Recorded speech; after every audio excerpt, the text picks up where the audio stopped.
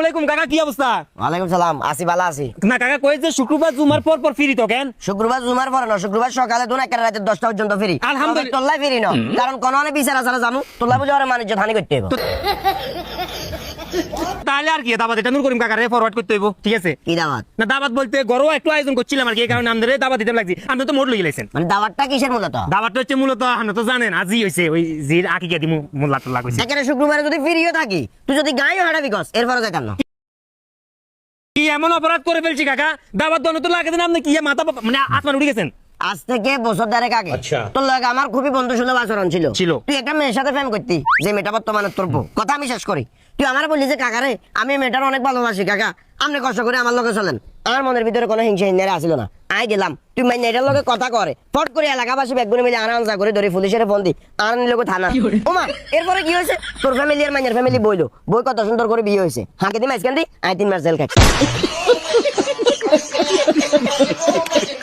আপনি দেখাচ্ছেন হেরম বেশি, কিয়া? হেরম বেশি দেখান না। আপনি কইছেন যে কাকা ওই যে বিল্ডিং করে এটা হচ্ছে কি মাইনে গো বাড়ি। আপনি কোন যে আমি শিয়ালিম, আমি কি এখানে ডরাই? আপনি যাই মাইনের মার প্রস্তাব দিবেন আপনি কইছিনি। না না, আমার কথা হলো যেটাই করছি আমি, যেটাই করছি কিন্তু আমি গেছি কেন?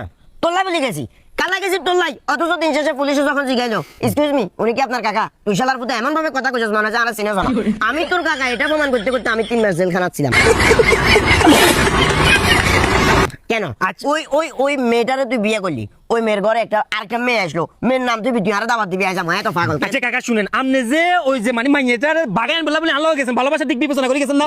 তাহলে মনে করবেন যে 3 মাস জেল কাটছেন, দেন ওটা ভালোবাসা। কোনটা? ওইটা তুই আল্লাহ 2 মাস খাটাস, আল্লাহ 2 মাস জেলে খাট, অসুবিধা নাই তো। 2 মাস না 1 মাস খাট, এখন তো আবার 15 দিন খাট, তাইলে বুঝুন না আর বাদে যার ভালোবাসা কতটুকু করে। এই কাকা তাইলে কতটুকু করে? আপনি এমন একটা মানুষ মানে গলা দিয়ে এটা দিছিলে গিলতে মারতেন না, বার করতে মারতেন না।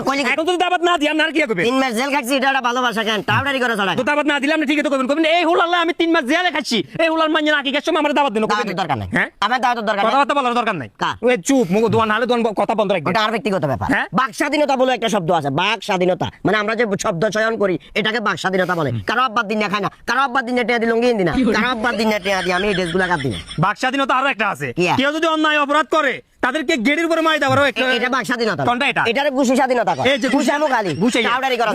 ঘুষাইয়েন আপনি দাবাত দিলাম না।